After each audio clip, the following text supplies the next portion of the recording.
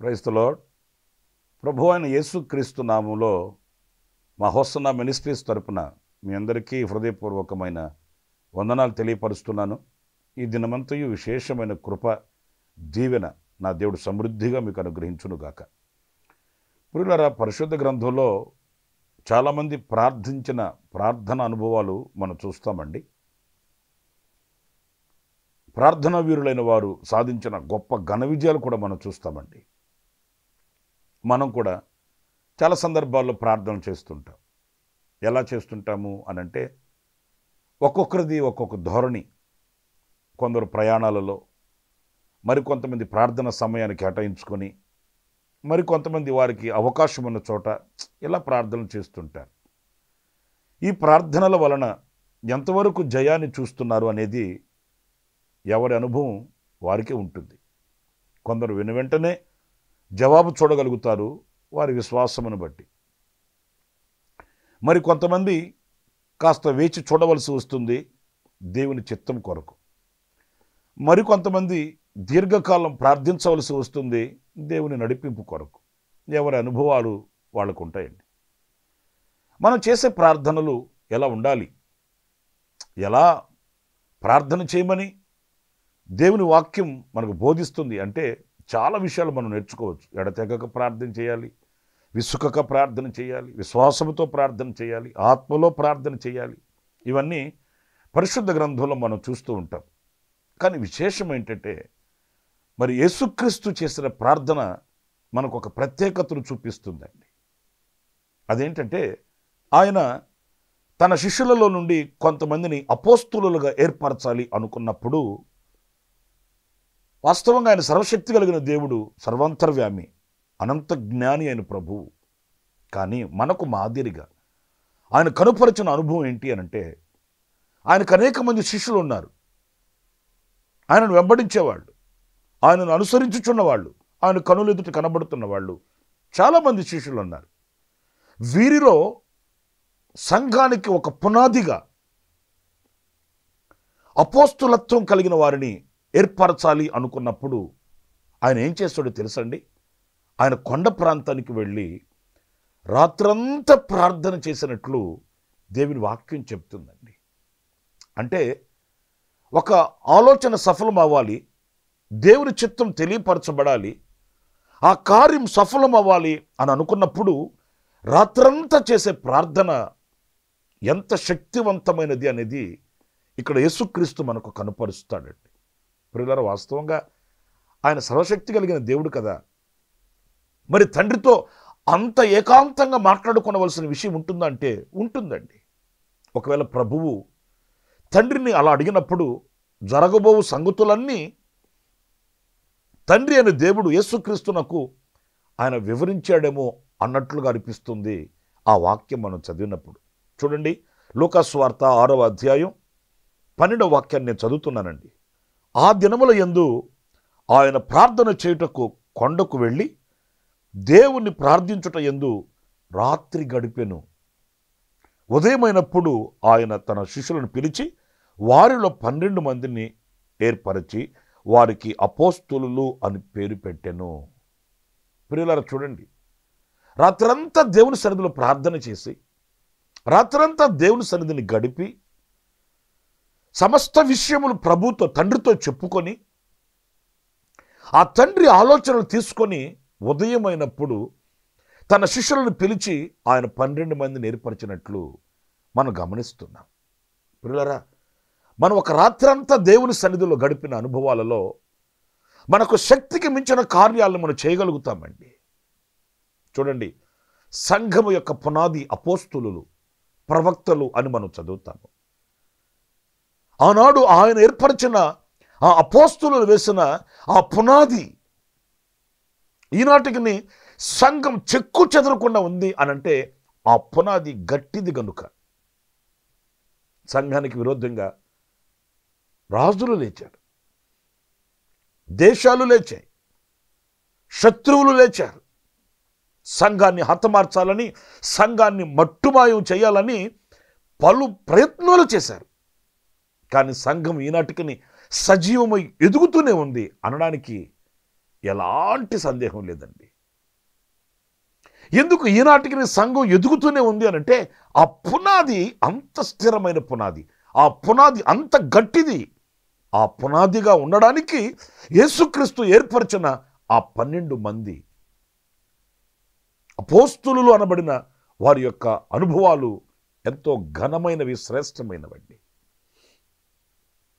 ఆయనకి నచ్చిన మెచ్చిన వారిని ఆయన ఏర్పరచుకొని తన ఆలోచనను వ్యక్తపరిచి ప్రత్యక్షపరిచి ఆయన ఏ నిర్ణయం తీసుకోలేదు. మనం అనేక సందర్భాలలో ఈ అనుభవం మనకు లేక, ప్రారంభించిన వాటిలో రమ్యతను చూడలేక, ఆశించినంత ప్రతిఫలాన్ని పొందుకోలేక, కష్టానికి తగిన ప్రతిఫలాన్ని అనుభవించలేని పరిస్థితులలో అలసిపోతున్న అనుభవాలు మనకు తెలుసండి. ఎందుకంటే మనం విశదీకరంగా దేవునితో విన్నపించుకొని ఒక రాత్రంతా దేవుని సన్నిధిలో గడిపే అనుభవాలు మనకు అరుదుగా ఉన్నందువలన ప్రియులారా చూడండి, రాత్రి విశ్రాంతి తీసుకునే సమయం అది.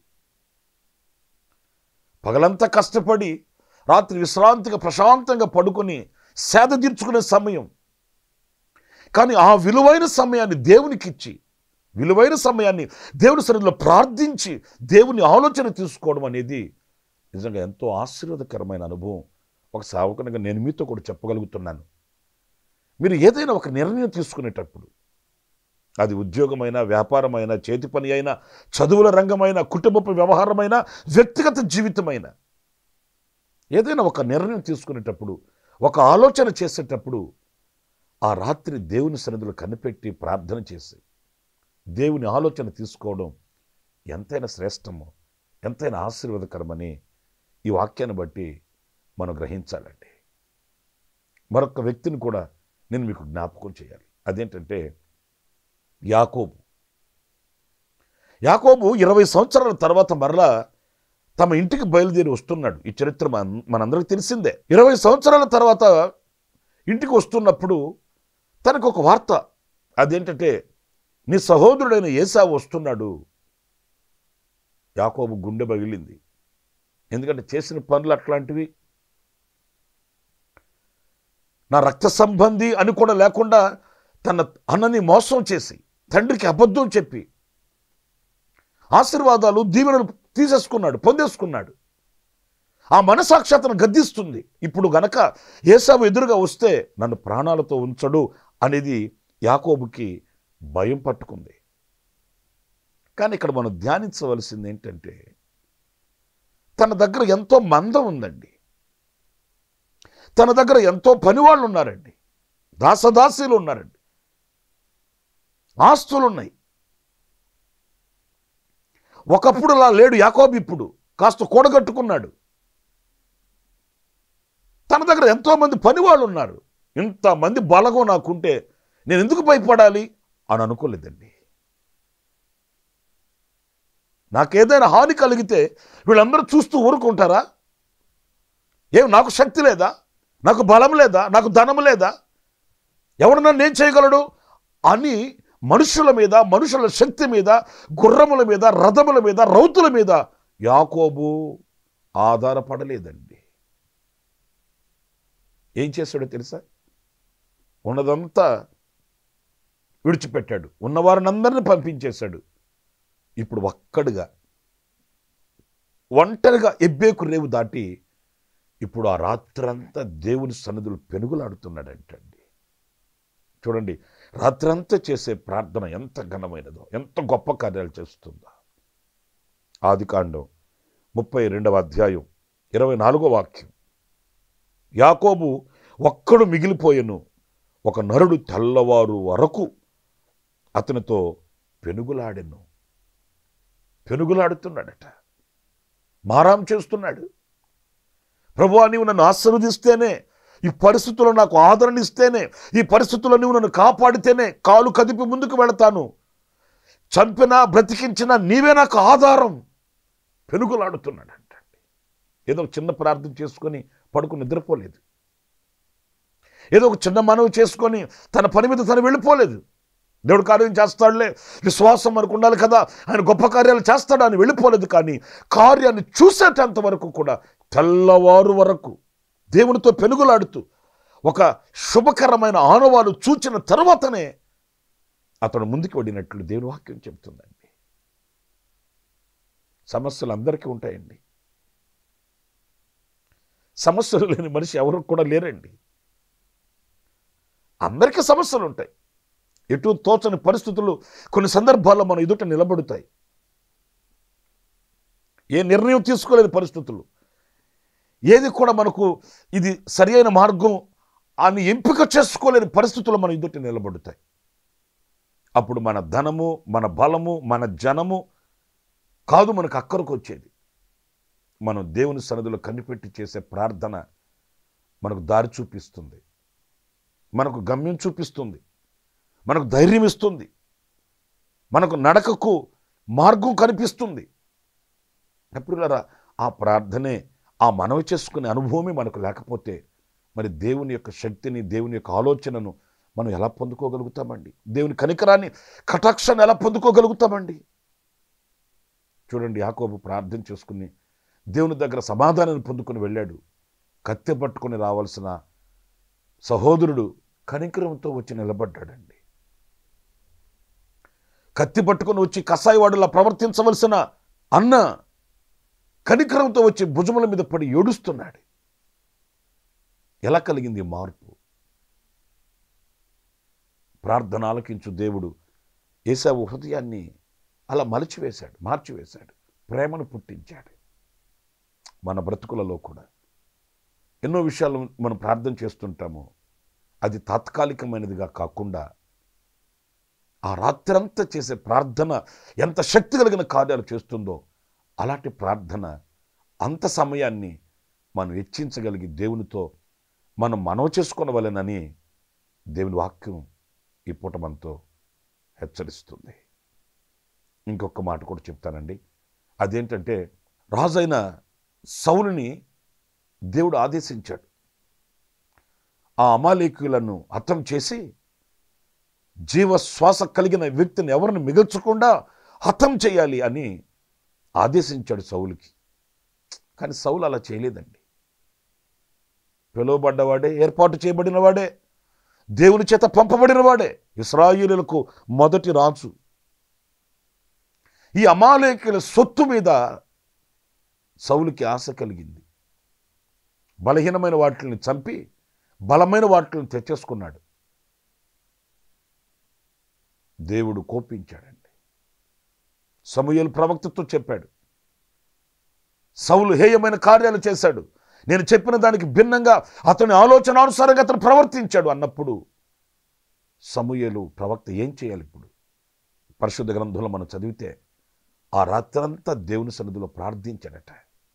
చూడండి, సమూయేలు రాసిన మొదటి గ్రంథం 15వ అధ్యాయం 11వ వాక్యం దగ్గరించండి. సౌలు నన్ను అనుసరింపక వెనుక తీసి నా ఆజ్ఞలను గైకొనకపోయాను గనుక అతనిని రాజుగా నిర్ణయించినందుకు నేను పశ్చాత్తాపపడుచున్నాను. అందుకు సమూయేలు కోపావేశుడై రాత్రంతయు యెహోవాకు మొరపెట్టుచుండెను. ఉదయమున సమూయేలు లేచి సౌలును ఎదుర్కొనుటకు పోగా. చూసారండి, ఆవేశంతో, కోపోద్రేకముతో తన ఆలోచనానుసారంగా వెళ్ళలేదండి. ఆ రాత్రంతా దేవుని సన్నిధిలో ప్రార్థన చేశాడు. ఏంటి ఈ సమస్యకు పరిష్కారం ఏంటి? ప్రభు వ్యధ చెందుతున్నాడు. కానీ ఇప్పుడు జరిగిన ఈ పరిణామాలలో ఇప్పుడు నేను చేయవలసిందేంటి? నా ఆలోచనానుసారంగా వెళ్ళిపోయి ఏదో నోటుకొచ్చినట్టు మాట్లాడేయడమా, లేకపోతే ఏంటి దేవుని ఆలోచన ఏంటి? ఆ రాత్రంతా ప్రార్థన చేసి ప్రియులారా, కొన్ని సందర్భాల్లో మనం కోపోద్రేకంతో మన ఆలోచనానుసారంగా మనం వెళ్ళి దెబ్బతింటుంటామండి. తీసుకోకూడని నిర్ణయాలు తీసుకోవడం, వెళ్ళకూడని చోటుకి వెళ్ళిపోవడం, చేయకూడని పనులు చేయడం, అనరాని మాటలు అనడం, ఇవన్నీ మన జీవితంలో పొడచూపుతూ ఉంటాయి. కాస్త మనం నిలిచి దేవునికి అవకాశం ఇచ్చి ఆ ప్రార్థించే అనుభవం, దేవునికి విన్నపించుకునే అనుభవం, దేవుని ఆలోచన తీసుకునే అనుభవం ఎంత శ్రేష్టమైనదో ఇక్కడ వాక్యం చెబుతుందండి. నా ప్రియమైన సహోదరులారా, చేస్తున్న ప్రార్థన అని కాదు, చెప్పాను ప్రభుకి అని కాదు, రాత్రంతా చేసే ప్రార్థన ఎంత విజయానికి మనం తీసుకుని వెళుతుంది, ఎంత వివేకాన్ని మనకు అనుగ్రహిస్తుందని ఇదిగో మనం చదువుతూ వచ్చామో, నేర్చుకుంటూ వచ్చాం. కనుక మన యావత్ జీవితంలో ఎలాంటి చీకటి పొడచొప్పుకున్నట్లు వివేకం కలిగి ప్రార్థన చేద్దాం. రాత్రిపూట ఆయన సన్నిధిలో కనిపెట్టి ప్రభు సన్నిధిలో మొరపెడదాం. దేవుని ఆలోచన తీసుకొని విజయ పదంలో ముందుకి సాగుదాం. దేవుడు అలాంటి కృప మనందరికీ అనుగ్రహించుగాక. ప్రార్థన చేసుకుందాం. జీవాధిపతి అయిన ప్రభువా, మీకు వందనాలు. మీరు రాత్రంతయు ప్రార్థన చేశారు, అందుకే ఒక విజయ పదములో ఆ తండ్రి కార్యాలన్నీ మీరు చూపించారు. మా పితరులు మేము గమనించాం, వారు కూడా రాత్రంతా ప్రార్థనలు చేసి నీ దగ్గర శక్తిని పొందుకున్నారు. మాకు అలాంటి ఆత్మని పుట్టించండి, ప్రార్థనాత్మను కుమ్మరించండి, వివేకమైనటువంటి హృదయాన్ని మీరు ప్రసాదించండి. మీ ఆలోచన అనుసారంగా అడుగులు వేసి నూతన కృపను పొందుకొని విజయ పదములో ముందుకి కొనసాగడానికి మీరు మాకు శక్తిని అనుగ్రహించమని మమ్మల్ని ఒక్కొక్కరిని మీ చేతులు సమర్పించుకుంటూ యేసు నామములో ప్రార్థించి వేడుకొనుచున్నాను తండ్రి. ఆమేన్, ఆమేన్. ఈ దినమంతయు విశేషమైన కృప చేత, దీవెన ఆశీర్వాదం చేత నా ప్రభు మిమ్మల్ని నడిపించునుగాక. ఆమేన్. ప్రతి దినము ఈ అనుదిన కృపాను సందేశాల కొరకు, ఇంకా మరిన్ని ఆత్మ సంబంధమైన సందేశాల కొరకు ఈ మా యూట్యూబ్ ఛానల్ ని సబ్స్క్రైబ్ చేసుకోండి. Pastor Ramesh ministries.